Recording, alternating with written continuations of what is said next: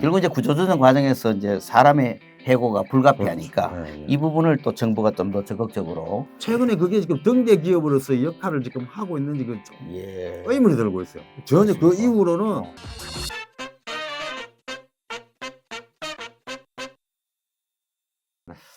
요번에 아주 그냥 큰 아주 의미 있는 칼럼을 쓰셨더라고요.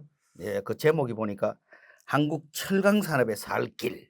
워낙 뭐 살 길이라기보다는 예. 꼭 해야 될 일인 것 같아서 제 의견은 예. 그냥 뭐 조금 예. 한번 생각을 해봤습니다.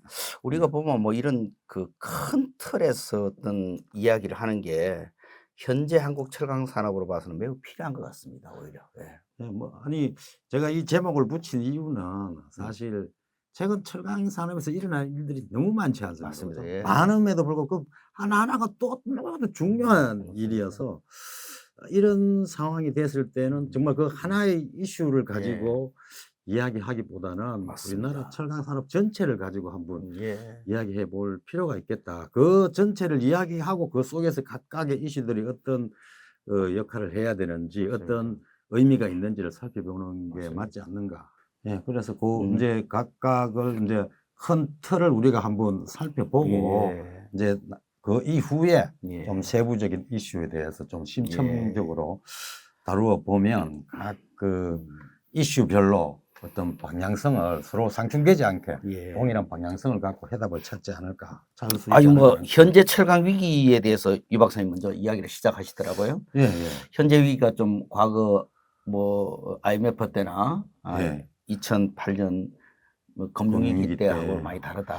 어떤 좀 차이가 많이 다르다고 생각합니다. 지금 이제 사실 그 97년 우리나라 IMF 금융위기 때 그리고 그다음에 2008년 글로벌 금융위기 때 이때 뭐 내수는 사실 전부 다 이제 위기가 왔으니까 그죠.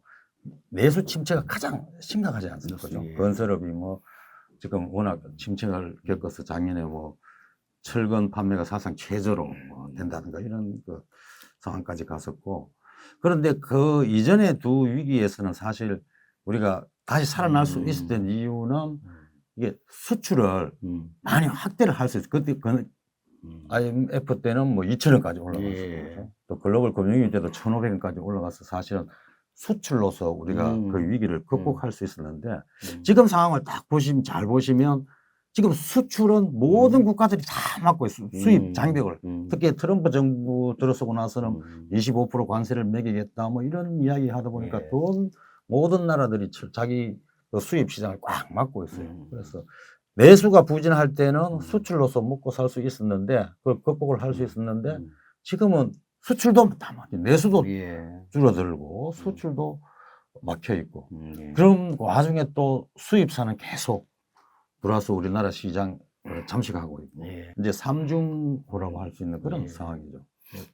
과거 위기는 어떻든 그래도 뭐 그 수출에는 돌파구가 남아 있었는데 그렇죠. 요번에는 그게 없는 것이 과거 위기하고 가장 큰 차이점이다. 그렇죠. 이렇게 보시는 거죠. 그래서 어떤 돌파구를 찾기가 지금 현재는 좀 쉽지 않은 그런 상황이다. 이렇게 보여집니다. 하여튼 현재 위기가 정말 참 우리가 체감적으로 느끼기도 그런데 조금 전에 유 박사님 말씀대로 과거 위기와 그런 차이가 있군요. 네. 그래서 뭐 작년에 모든 우리나라 철강 그 포스코도 그렇고 현대제철도 그렇고 뭐 영업이익이라는 것이 사상 최저 수준으로 거의 다 떨어졌거든요.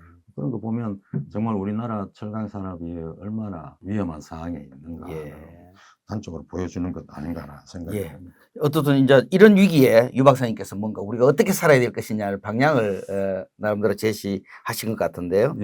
거기 크게 보면 이제 그 역할 쪽이 이제 주로 정부 쪽에서 주도적으로 해야 되는 역할과 그렇죠. 그다음에 개별 기업 차원에서 해야 될 역할 이렇게 크게 나누어서 이제 이야기를 하신 것 같습니다.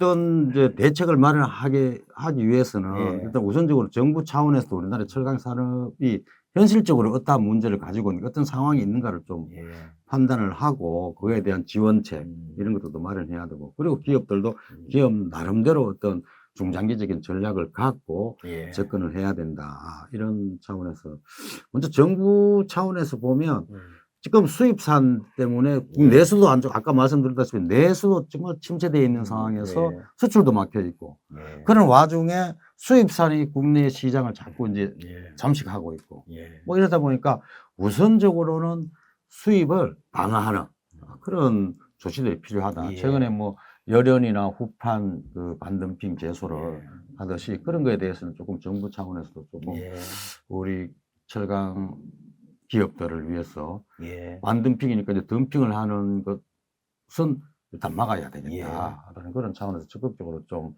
할 필요가 있지 않은가 하는 생각입니다. 지금도 이미 뭐 우리 좀 열심히 요새 많이 고민하고 있지 않습니까? 예, 그렇죠. 예. 근데 이제 이 반덤핑이라는 것이 사실 열연이든 후판이든 이게 철강제는 소재이다 보니까 반덤핑을 해서 수입산을 막게 되면 결국은 국내의 어떤 그 철강 가격이 올라가게 되고 그리고 그것을 소재로 사용하는 뭐 특히 후판 같은 경우는 조선업, 그다음에 그 열연 같은 경우는 뭐 냉연 업체들 뭐 이런 업체들이 자 원가 상승의 어떤 부작용은 좀 있죠. 그럼에도 불구하고 반덤핑이라는 것은 덤핑을 막는 거기 때문에 어떤 공정무역이라는 차원에서도 어떤 해야 된다. 하지 않으면 계속 덤핑을 하게 될 것이고 그러면 결국은 국내 철강 산업의 어떤 자리가 국내에서조차 좀 위태로워진다. 뭐 이런 생각입니다. 정부 역할 첫 번째가 이제 그 소위 수익 규제 부분의 그렇죠. 역할이 좀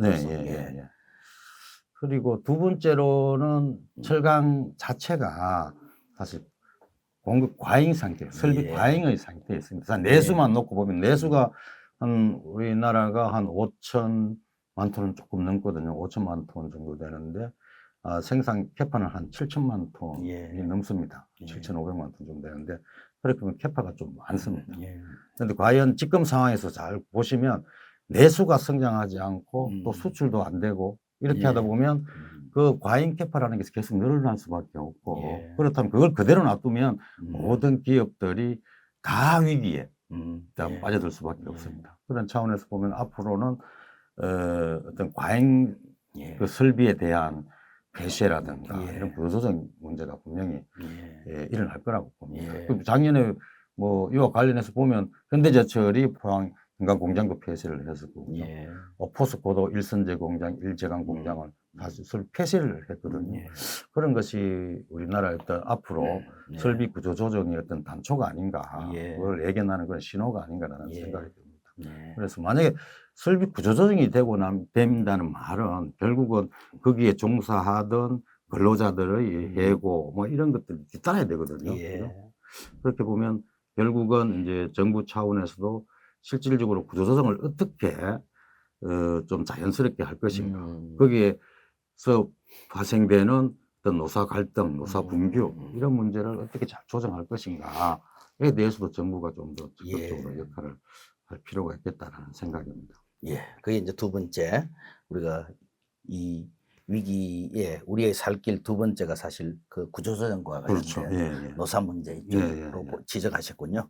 그럼 세 번째는 이제 또 그 세 번째는 이제 좀 더 중장기적인 이제 문제이긴 합니다. 이게 이제 근본적인 우리나라 철강 산업의 근원적인 그런 경쟁력과 관련된 문제이기도 하고, 국내에서는 이제 포스코하고 현대제철 국내 철강 회사들이 뭐 탄소 제로, 탄소 중립과 관련되어서 수소하는 제철법을 지금 개발하고 있지 않습니까?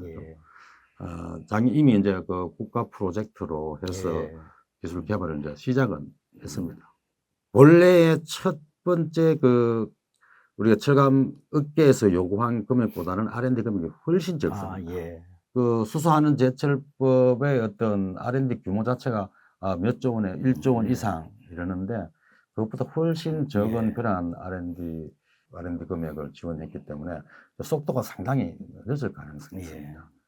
그런데 제가 생각하기에 이 수소 시대에 있어서 수소하는 제철은 그냥 단순히 철강 회사의 어떤 수소하는 제철 공법 뭐 이것만을 의미하는 것이 아니고 수소 생태계라는 차원에서 파괴 효과가 매우 큽니다. 그래서 수소의 저장이라든가 운송이라든가 뭐 이런 것과 관련해서 매우 그 생태계에서 유발되는 그런 파괴 효과가 크기 때문에 좀 더 정부가 적극적으로 좀 더 R&D 자금을 좀 더 지원할 필요가 있을 것으로 보입니다. 그리고 사실 수소하는 제철법 예. 제출 공법 이것도 지금까지는 우리가 고로법이 한 200년 이상 전 세계를 예. 지배해와 있지 않습니까? 이거는 완전히 새로운 예. 이제 프로세스이기 때문에 우리가 만약에 개발해서 선도 리더가 되면 예. 이거는 전 세계에 있는 그 철강 설비들을 다 우리가 예. 주도적으로 이끌어갈 수 있는 저 설비 예. 자체를 우리가 전부 다 이제 바꿔줄 수 있는 정말 예. 엄청난 그런 시장이 될 거거든요. 예. 그런 차원에서 조금 더 R&D 속도를 조금 더 빨리 할 필요가 있겠다. 예. 그런 차원에서 정부가 좀 더 재정적으로 또 예. 조금 더 많은 적극적인 지원이 필요한 것 아닌가 하는 그런 생각입니다. 예. 아, 예. 이제 먼저 정부가 할 일 세 가지를 이렇게 지적을 해 주실 거고요. 첫째는 이제 저 수익 규제 부분에 대한 역할을 그렇죠. 좀 예. 더 아까도 잠깐 이야기했습니다마는 수익 규제를 했을 때 국내적인 어떤 각 주체들의 이해관계 갈등 그렇죠. 이런 걸 그게 이제 조금, 어떻게 예. 얼마나 성공적으로 해소하느냐가 제가 볼 때는 예, AD의 예, 성패가 예. 달린 게 아닌가 싶고요. 사실 두 번째는 이제 그 구조조정, 노조. 결국 이제 구조조정 과정에서 이제 사람의 해고가 불가피하니까 그렇죠. 예, 예. 이 부분을 또 정부가 좀 더 적극적으로 제도적인 지원을 예, 예. 해줘야지 가능하다 이런 이야기고 세 번째는 이제 신기술 개발을 위한 수소환원 쪽 이런 네, 쪽에 네. 정부의 그 지원금이 좀 더 적극적으로 있어야 되겠다. 뭐 이런 세 가지 정도의 정부의 역할을 현재 한국 철강 산업이 살아가는 방향으로서 이제 네. 지적해 주시고 이제 그 다음에는 저 개별 기업의 노력 쪽에 이야기가 있네요. 예, 그렇죠. 아무래도 이제 정부 지원만 예. 있다기보다는 기업이 정말 자기 스스로의 살 길을 찾아야 되거든요. 예. 그렇지 않으면 아무리 정부가 지원을 하더라도 맞습니다. 전부 효과가 없어집니다. 예. 사실 기업 스스로 어떤 생존의 길을 찾아야 되는데 가장 중요한 것은 지금까지 우리나라의 어떤 철강 회사들은 원가 경쟁력 혹은 가격 경쟁력을 중심으로 경쟁을 해왔어요. 맞습니다. 예. 지금 뭐 AD를 막으니까 우리가 앞으로 그 소재를 가지고 철강제를 가지고 가공하는 회사들 우리가 수출을 더 못한다, 원가가 올라가서 뭐 수출을 못한다, 뭐 이런 불만들이 많지 않습니까? 예. 그죠? 그런 차원에서 보면 우리나라도 지금 우리나라의 경제 발전 단계라든가 이런 걸 봤을 때는 단순한 원가 경쟁력, 가격 경쟁력만 가지고 경쟁을 해서는 안 된다. 그것보다 훨씬 더 좀 차원이 높은 우리나라 기업들이 다른 나라에서 모방할 수 없는, 다른 나라에서 만들지 않는 독자적인 상품을 가지고 경쟁을 해야지 중국하고 한국하고 똑같은 제품을 만들어서 중국하고 가격 경쟁력을 하겠다라는 건 지금 거의 불가능하다고 봅니다. 맞습니다. 그래서 중국은 인건비도 쌀 뿐만 아니라 환경 문제라든가 안전 문제라든가 이런 것에 대한 비용이 거의 우리나라보다 훨씬 적거든요. 그 기본적으로 우리나라는 비용이 매우 높은 그런 그 구조로 되어 있습니다. 생산. 그런 차원에서 보면 중국과 똑같은 제품으로 경쟁을 해서는 원가 경쟁력으로는 우리는 절대 이길 수가 없다.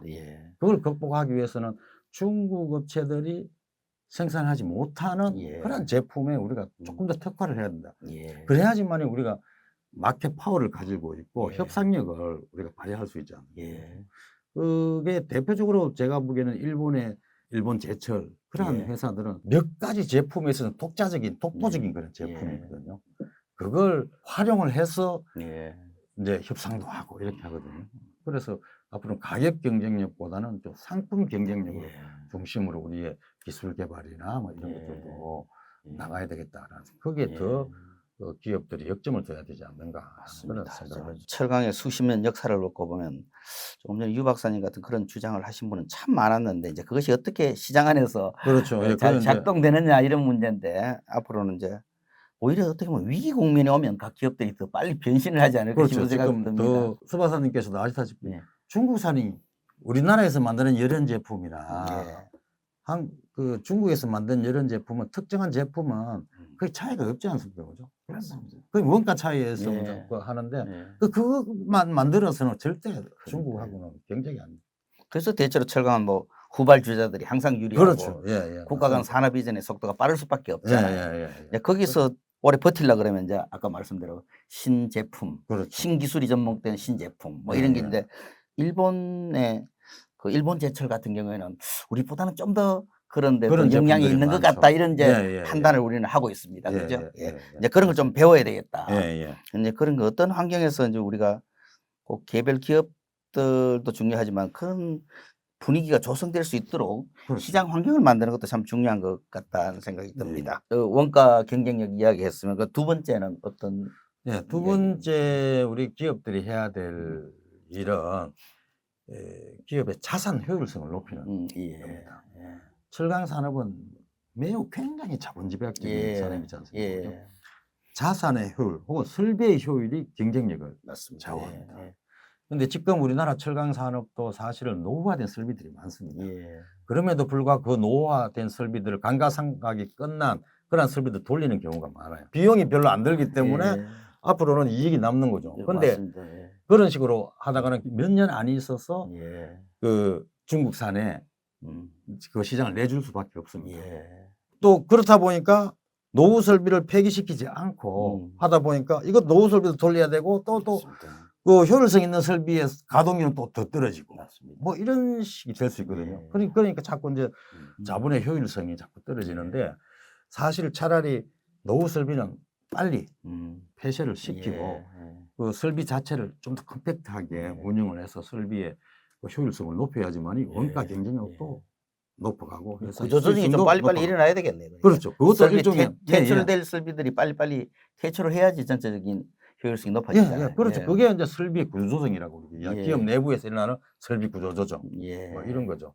근데 뭐 대체로 후발주자 늦게 놓은 설비들이 더 효율성이 높잖아요. 상당히 높죠. 그래서 이제 기존에 해왔던 설비를 새롭게 바꾸는 데서 투자가 이제 상당히 좀 부담스럽긴 하지만 조금 전에 말씀드린 대로 아주 오래된 설비에 대한 구조조정 이런 것들을 노력을 많이 해야 될 것 같습니다. 사실 일본 제철이 사실은 일본의 철강 산업도 많이 노화되었잖아요, 그죠? 근데 일본 제철이 지금 최근에 상당히 부활을 하고 있거든요. 그게 뭐냐하면 설비를 정말 신형화했어요. 노후화된 설비를 과감하게 폐기시키고 새로운 설비를 더 놓고 신형화를 하고 효율성을 높이고 그리고 또 그 안에 있는 가공 설비나 이런 것들도 사실 계속 신형화 해왔기 때문에 그 설비의 효율성을 매우 높여놓은 거예요. 그러니까 좀 수익성이 날 때 그런 투자를 과감하게 해야 되겠습니다. 유지가 되려고 그러면. 세 번째는 마지막으로. 세 번째는 이것도 기술 개발과 관련된 것인데 사실 이제 아까 상품 경쟁력을 높이기 위해서 사실 기술 개발이나 이런 것들도 그 상품 개발 쪽으로 많이 좀 해야 되는 것이고 저는 세 번째로 우리나라 철강 회사들은 빨리 스마트화 시켜야 되겠다. 철강 공장을. AI가 워낙 빨리 발전하다 보니까 AI 성능이 매우 좋아지잖아요. 그러면 스마트화도 훨씬 더 빠르게 할 수 있지 않을까라는 생각이 듭니다. 몇 년 전에 사실 포스코가 스마트 팩토리와 관련해서 철강 업계의 뭐 등대 기업으로 사실 선정됐었거든요. 그때 뭐 스마트 팩토리 한다고 해서 포스코 홍보도 많이 하고 뭐 성과 보고도 많이 하고 이랬었는데 기사도 많이 나간 거 같아요. 근데 최근에 그게 지금 등대 기업으로서 역할을 지금 하고 있는지 좀 의문이 들고 있어요. 전혀 그 이후로는 또 홍보라든가 뭐 이런 게 전혀 안 나와요. 그렇군요. 이 스마트 팩토리야말로 실질적으로 생산성을 높일 수 있고 안전도 관리할 수 있고 예방 정비 뭐 이런 것들 다 가능하기 때문에 실질적으로 우리나라의 경쟁력을 매우 높일 수 있습니다. 그걸 또 활용하면 만약에 스마트 팩토리를 좀 우리가 잘 구축해 놓으면 그러한 프로세스, 엔지니어링 프로세스부터 시작해서 설비까지도 사실은 판매할 수 있는 그러한 효과까지 있거든요. 그러면 회사가 단순한 철강제만을 만드는 회사가 아니라 기술까지 팔 수 있는 소프트웨어까지 팔 수 있는 그런 회사로 거듭날 수 있습니다. 아마 지금이라도 저는 포스코 같은 경우는 늦지 않았다고 봐요. 다른 회사들보다는 스마트 팩토리와 관련해서 어느 정도 앞서 있는 선두 쪽에 있는 회사지 않은가라는 생각이 들고 그걸 조금 더 회사 차원에서 좀 더 시음면을 기울여서 자본을 조금 더 그쪽으로 조금 더 넣어서 빨리 그런 기술을 좀 개발했으면 좋겠다라는 그런 생각입니다. 이 위기에 하여튼 한국 철강 산업이 살 길 이런 쪽을 이제 유 박사님께서 크게 그 정부가 중심이 돼서 해야 될 일 세 가지, 민간 기업이 중심이 돼서 해야 될 이야기 세 가지 이렇게 해주셨습니다. 크게 마지막으로 좀 이 6가지를 한번 좀 종합적으로 정리를 좀 해주시죠. 근데 사실 지금 우리나라 철강 산업이 처한 위기는 구조적인 위기이지 예. 않습니까? 예. 그렇죠? 뭐 단순히 경기가 조금 있으면 경기가 살아나서 회복 뭐 일시적으로 회복될 수는 있지만 예. 전체적인 추세 트렌드는 사실 조금씩 이렇게 예. 시장 규모도 줄어들고 하는 예. 쇠퇴기의 국면에 이미 진입을 했습니다. 그런 차원에서 보면 우리나라 철강산업 구조 자체를 뭔가 예. 변화시키지 않으면 예. 안 된다. 지금 이 시기에 지금부터 시작해서 구조를 완벽하게 변화시켜야지만 우리나라 철강 산업이 예. 지속성을 유지할 수 있다. 뭐 이런 생각에서 한번 예. 짧은 생각이지만 한번 정리를 해봤습니다. 아유, 하여튼 뭐 이 어려운 시기에 그나마 이렇게 한국 철강 산업이 살 길을 제시해 주셔서 너무나 감사하고요. 앞으로 이런 논의들은 뭐 하나하나 안건별로 좀 더 많이 심도 있게 그렇죠. 해야 되지 예, 않을까 예, 싶습니다. 예, 그렇죠. 감사합니다. 예, 고맙습니다.